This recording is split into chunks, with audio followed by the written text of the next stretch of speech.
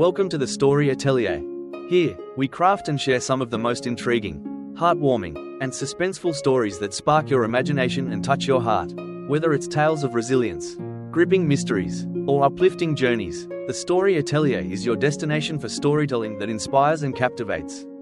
If you love hearing incredible stories, don't forget to hit the subscribe button and join our growing community of story enthusiasts. Your support helps us keep creating and sharing these amazing narratives. So sit back, relax, and let the world of stories whisk you away. Thank you for being a part of the Story Atelier. The spark of hope. Years had passed since Nathan Carter had set foot in a bank himself. Most of his considerable wealth was handled by advisors and intermediaries, allowing him to avoid mundane tasks. Yet today was different. Something compelled him to manage this matter personally. The gleaming lights of the city bank cast an antiseptic glow over the counters and waiting areas. A stark contrast to the shadow of lost Nathan had carried for over 2 decades. He stepped to the counter and handed his documents to the young woman behind the glass. Her dark hair was tied back in a sleek ponytail, and a polite smile accompanied her efficient movements. Her name tag read Sophia Mitchell. Nathan mumbled a brief greeting, distracted by his thoughts. As he looked at her, his gaze fell on the pendant hanging around her neck. It was small, golden, and heartbreakingly familiar. For a moment, the room seemed to tilt. That necklace. It couldn't be. Nathan's heart pounded as he struggled to maintain his composure. The necklace was identical to the one his daughter, Emily, had been wearing the day she vanished. His throat tightened, but he forced himself to speak, keeping his tone casual. "That's a beautiful necklace," he said, his voice steady despite the storm raging in his chest. "Where did you get it?" Sophia glanced down, her fingers brushing the pendant. "Oh, this? It was a gift from my grandmother. I've had it for as long as I can remember." Nathan's mind whirled. Could it be a coincidence? The logical part of him argued that it had to be. But another part, the part of him that had never stopped looking for Emily, refused to believe it. "It's lovely," he said softly, his voice almost drowned out by the pounding in his ears. Sophia handed him his documents, unaware of the impact her words and that necklace had just had. Nathan walked out of the bank, clutching the papers, his thoughts spiraling. Outside, he paused on the steps, the hum of the city around him barely registering.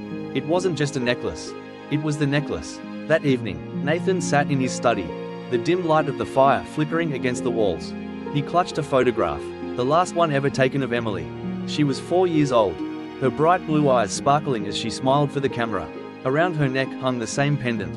20 years ago, Emily had disappeared. One moment she had been playing in the backyard, and the next she was gone. The police had searched tirelessly, plastering her face across the media, but the leads had gone cold. And Emily's disappearance became another unsolved tragedy. The loss had hollowed Nathan. It had destroyed his marriage and pushed him into his work, where he had built an empire of wealth.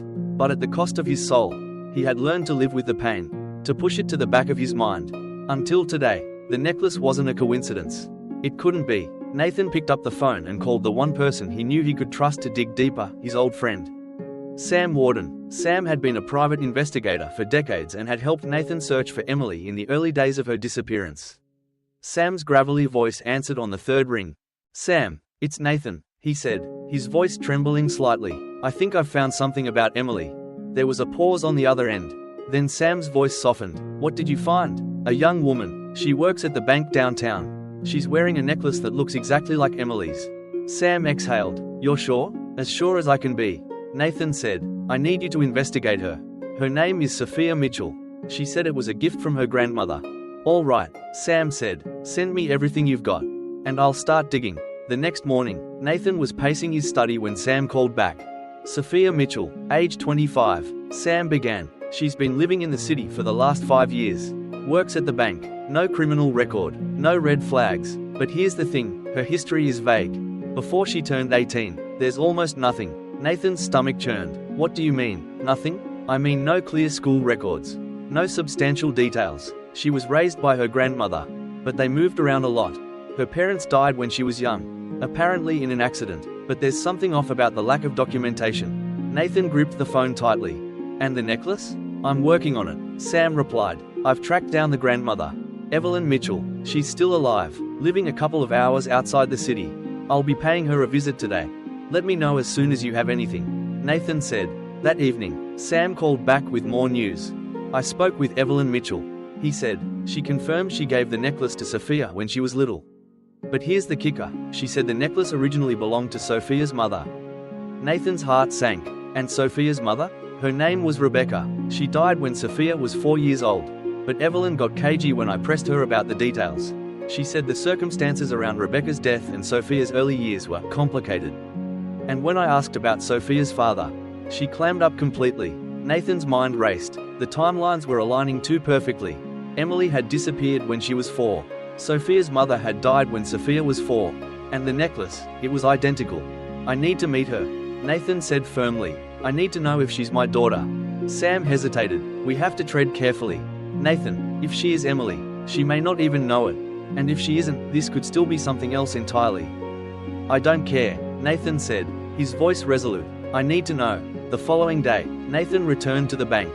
His hands were trembling, but his resolve was unshaken. Sophia greeted him with the same polite smile as before. Mr. Carter, she said, how can I help you? Nathan forced a smile. I'd like to speak with you in private. Sophia blinked, surprised, but nodded. She led him to a small conference room. Once the door closed, she turned to face him. Is something wrong? She asked, her professional demeanor giving way to concern. Nathan took a deep breath, his chest tight. That necklace, he began, it's identical to the one my daughter was wearing the day she disappeared. Sophia's face paled. Your daughter? Nathan nodded. Her name was Emily. She vanished when she was 4 years old. We never found her, but that necklace, it was hers. For a moment, Sophia was silent, her hand instinctively going to the pendant. Mr. Carter, I don't know what to say. My grandmother gave this to me when I was little. She never told me where it came from. Nathan studied her face, searching for traces of the little girl he had lost. Please, he said, his voice breaking, I need to know if you could be my daughter. Sophia's eyes filled with tears. I don't remember much from when I was little. Everything's blurry, but if there's a chance. She swallowed hard. We should find out. Nathan nodded, his heart pounding with a mixture of hope and fear. We can take a DNA test. It's the only way to know for sure. The waiting was excruciating. Nathan Carter paced the length of his study, unable to focus on anything else. He had spent decades living with the pain of Emily's disappearance, and now the possibility of finding her was almost too much to bear. Yet the fear of false hope haunted him, a gnawing doubt that refused to let go. Sophia Mitchell, meanwhile, was battling her own storm. The revelation that she might not be who she thought she was had shattered her sense of identity. Her grandmother's silence on the origins of the necklace suddenly felt more ominous. Why had Evelyn never told her the truth about her early years? Was she protecting Sophia, or hiding something far darker? A few days after the DNA test was submitted, Sam Warden called with new information. His tone was urgent. Nathan, he said, I've been digging into Evelyn Mitchell's history. There's more to her story than meets the eye. Nathan sat down, gripping the phone tightly. What did you find? She wasn't always Evelyn Mitchell, Sam said. Before she changed her name, she was Evelyn Turner, and she has a criminal record, fraud, mostly, but also a few accusations of kidnapping in the late 1980s. None of the charges stuck, but it's suspicious. She might not be as innocent as she seems. Nathan's heart sank. Kidnapping? Are you saying she might have taken Emily?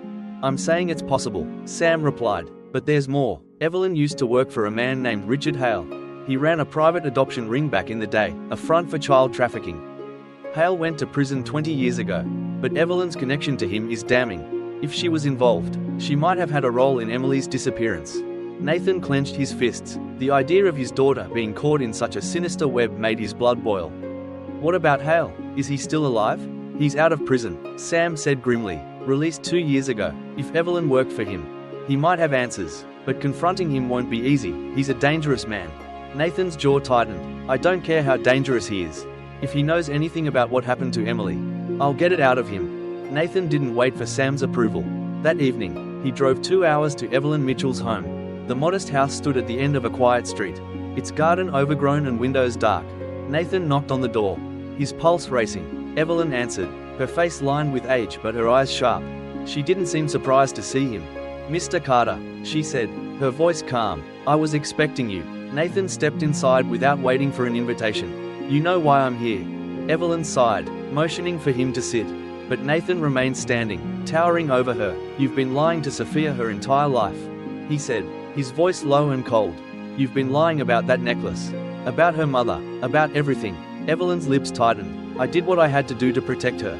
Protect her? Nathan spat. From what? From the truth? Or from your own crimes? Evelyn flinched, but her composure didn't falter. "You don't understand," she said quietly. "If you knew the whole story, you wouldn't judge me so harshly." "Then tell me," Nathan demanded. "Tell me the truth, or I swear I'll find it another way." Evelyn hesitated, then finally sank into her chair, her shoulders slumping as if the weight of her secrets had finally become too much to bear. "I didn't take her," she said, her voice trembling, "but I knew who did. Richard Hale. He gave her to me. Told me to raise her as my own. He said she'd been abandoned. That she needed a family." Nathan's stomach churned. "You believed him?" Evelyn shook her head. "No, I knew something wasn't right. But I couldn't say no to him. He was ruthless. If I refused, he would have made me disappear. Just like Emily's real parents. I didn't have a choice." Nathan's voice rose. "You had a choice. You could have gone to the police. You could have saved her." Evelyn's eyes filled with tears. "And what would that have accomplished?" "Hale had power, connections. He would have buried the truth. I couldn't fight him. All I could do was keep Sophia safe."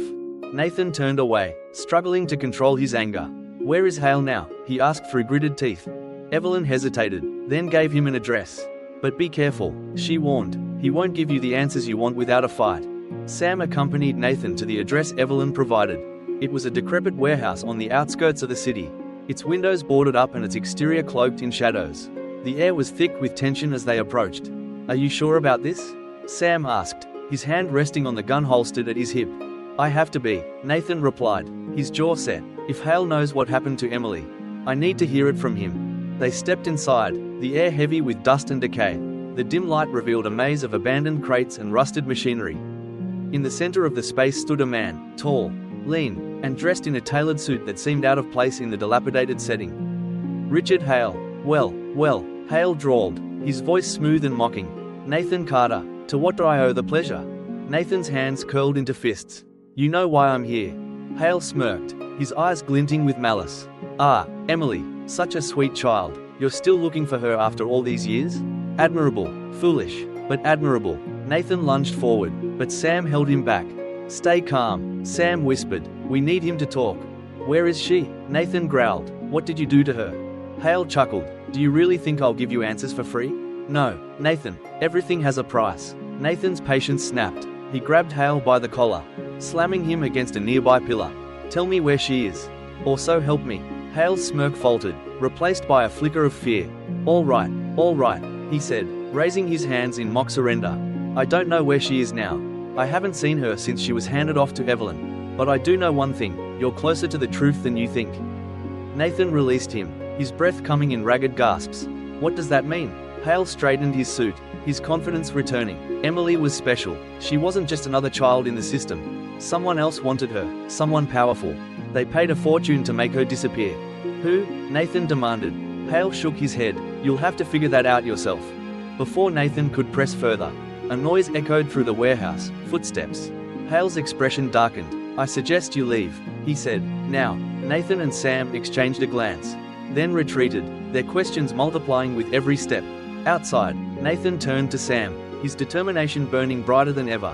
"We're not done," he said. "If Hale knows who took Emily, we'll find out, no matter what it takes." The air was heavy with tension as Nathan Carter sat in his study, poring over the fragmented pieces of the puzzle. His confrontation with Richard Hale had only deepened the mystery. Someone powerful had orchestrated Emily's abduction, someone who had gone to great lengths to ensure she disappeared. Sophia's DNA results were due the next morning, but Nathan couldn't wait. The knowledge that the truth was so close yet still out of reach gnawed at him. Sam Warden had been working tirelessly to uncover more about Hale's cryptic warning. And Nathan's phone buzzed late that night. "It's Sam," the voice came through, tense but steady. "I think I've found the missing piece." Nathan grabbed the phone. "What is it?" "I traced the money trail," Sam said. Hale wasn't lying. Someone paid a fortune to ensure Emily's disappearance. The funds came from an offshore account tied to a man named Victor Langston. Nathan's chest tightened. He knew that name all too well. Langston had been a rival businessman years ago, a cold, calculating man who would do anything to gain the upper hand. Their paths had crossed during a high-stakes deal that ended with Nathan outmaneuvering Langston, costing him millions. "He did this to get back at me," Nathan said, his voice a mix of disbelief and fury. "He took my daughter." "Looks that way," Sam replied. "But there's more. Langston has a private estate upstate, secluded and heavily guarded. If he knows where Emily is, or if he's been keeping her all these years, that's where you'll find the answers." Nathan didn't hesitate. By sunrise, he and Sam were driving toward Langston's estate. They parked a mile away and approached on foot, using the dense forest for cover. Sam had come prepared, carrying a duffel bag of equipment, including a set of surveillance tools and a handgun. The estate was massive, surrounded by tall iron gates and patrolled by guards. Cameras dotted the perimeter, their lenses sweeping the grounds like watchful eyes. Sam pulled out a small drone, launching it into the air to get a better view. "There," he whispered, pointing to the drone's monitor. "That building in the back. It's isolated from the main house. Could be where he's hiding something, or someone." Nathan's jaw tightened. "Let's go." They waited until nightfall to make their move. Dressed in dark clothing, they scaled the fence and slipped through the shadows. The guards were methodical but predictable, and Sam's expertise ensured they avoided detection. When they reached the smaller building, Nathan's heart pounded. The windows were barred, and the door was reinforced steel. Sam worked quickly, bypassing the electronic lock with practiced precision. The door clicked open, revealing a dimly lit interior. Inside, the air was cold and sterile. The walls were lined with filing cabinets, and a desk sat in the center of the room. On it were photographs, documents, and a laptop. Nathan's breath caught as he spotted one photo, a young girl with bright blue eyes and a familiar golden necklace. It was Emily. Sam turned on the laptop, his fingers flying across the keyboard as he bypassed the password. Files filled the screen, each labeled with cryptic names and dates. Nathan scanned the documents, his heart sinking as the pieces fell into place. Langston hadn't just taken Emily, he had sold her identity. Her name, her history, everything that made her Emily Carter had been erased and replaced. She had been renamed Sophia Mitchell and placed in Evelyn's care as part of a calculated plan to keep her hidden from Nathan forever. Langston didn't just want revenge, Sam said grimly. He wanted to destroy you. He knew taking Emily would break you, but he made sure you'd never find her. Nathan clenched his fists, anger coursing through him. Where is he now? Before Sam could answer, the sound of footsteps echoed from outside. Nathan grabbed a metal rod from the desk, motioning for Sam to stay quiet. The door swung open, and Victor Langston himself stepped inside, flanked by two guards. Well, Langston drawled, his expression one of smug amusement. "Nathan Carter, I was wondering how long it would take you to find me." Nathan stepped forward, his grip tightening on the rod. "You stole my daughter," he growled. "You ruined my life." Langston shrugged, his cold eyes glinting in the dim light. "You ruined mine first. Consider it poetic justice." Nathan lunged, but the guards intervened, grabbing him and pinning him against the wall. Sam reached for his gun, but Langston raised a hand, signaling his men to stop. "Let him go," Langston said, his voice calm but commanding. "I want him to hear what I have to say." The guards released Nathan, and Langston stepped closer. "Emily was never supposed to survive," he said, his tone devoid of remorse. "But Evelyn begged me to spare her. I figured it would be more satisfying to let her live. To let you suffer knowing she was out there but forever beyond your reach." Nathan's voice shook with fury. "You're a monster," Langston smirked. "And yet, here you are, still playing my game." Before Nathan could respond, a voice called out from behind Langston. It was Sophia. "Mr. Carter?" she said, her voice trembling. "What's going on?" Langston turned, startled. "Sophia, go back to the house," he snapped. But Sophia stood her ground, her eyes darting between Nathan and Langston. "No," she said firmly. "I want to know the truth." Nathan took a step toward her, his expression softening. "Sophia, you're my daughter. You're Emily. He took you from me." Sophia's face paled. "What? No, that can't be." Langston sneered. "Don't listen to him. He's lying." Sophia looked at Nathan, tears welling in her eyes. "Is it true?" Nathan nodded, his voice breaking. "I have proof. The DNA test results, they're conclusive. You're my daughter." Sophia's legs buckled, and Nathan caught her as she sank to the floor. "I don't understand," she whispered. "Why would he do this?" "Because he's a cruel, vengeful man," Nathan said, his voice steady. "But it's over now. You're coming home." The authorities arrived shortly after, thanks to a tip-off from Sam. Langston was arrested, his empire of lies finally collapsing around him. Evelyn, too, was taken into custody, though Sophia pleaded for leniency, acknowledging that her grandmother had tried to protect her in her own flawed way. For Nathan and Sophia, the road ahead was uncertain. 20 years of separation couldn't be erased overnight, and Sophia struggled to reconcile the life she had known with the truth of her past. But they had each other now, and that was enough. Months later, Nathan and Sophia stood together in a sunlit garden, the pain of the past slowly giving way to hope. "I still don't remember much," Sophia admitted, her voice soft, "but I want to learn. About you, about Emily, about everything." Nathan smiled, his heart full for the first time in decades. "We have time," he said, "and we'll figure it out together." As they walked hand in hand, the golden necklace glinting in the sunlight, Nathan knew they had found something even more valuable than the truth, a second chance. Sometimes, life takes us on paths we never imagined, filled with heartbreak, challenges, and unexpected revelations, but within every struggle lies an opportunity to learn, grow, and find the strength to keep moving forward. As we reflect on Nathan and Sophia's journey, their story teaches us some powerful lessons about love, resilience, and the importance of living with integrity. 1. Love transcends time and distance. Nathan's unwavering love for his daughter, even after 20 years of separation, reminds us that love is a force that endures. It's a bond that neither time nor circumstance can break. In a world that often feels rushed and disconnected, their story shows us the importance of cherishing and fighting for the people we hold dear. 2. The truth, no matter how painful, sets us free. The journey to uncover the truth about Sophia's past wasn't easy. It was filled with uncertainty and pain, but facing the truth allowed them to heal and rebuild their relationship. In our own lives, it's often easier to avoid difficult truths, but embracing them can lead to clarity, growth, and liberation. 3. Forgiveness can heal what anger never will. Though Nathan had every reason to be consumed by anger and hatred toward those who wronged him, he chose to focus on rebuilding his life with Sophia. His decision to let go of bitterness reminds us that forgiveness isn't about excusing the past, it's about freeing ourselves to move forward. 4. Greed and vengeance destroy more than they build. Victor Langston's actions were driven by greed and a thirst for revenge, but they ultimately left him with nothing. His story is a cautionary tale about the destructive power of these emotions. Choosing empathy, compassion, and fairness leads to far more meaningful outcomes than seeking personal gain at the expense of others. 5. Hope is a powerful guide, but action makes it real. Nathan never gave up hope that he would find his daughter, but hope alone wasn't enough. He took action, faced his fears, and pursued the truth relentlessly. In life, hope can guide us, but it's our actions that turn dreams into reality. Takeaway for all of us: Nathan and Sophia's story reminds us that even in the darkest times, there's always light waiting to be found. Whether it's through love, truth, forgiveness, or perseverance, we all have the ability to rewrite our stories. Life isn't about erasing the pain of the past, but about learning from it and using it to build a brighter future. So, as you go through your own journey, remember, it's never too late to seek the truth, to heal old wounds, and to embrace the people who matter most. Life may be unpredictable, but with love and integrity, we can navigate even the toughest storms. Let this story be a reminder to hold on to hope, to value honesty, and to live with compassion. Together, these lessons make the world a better place for us all.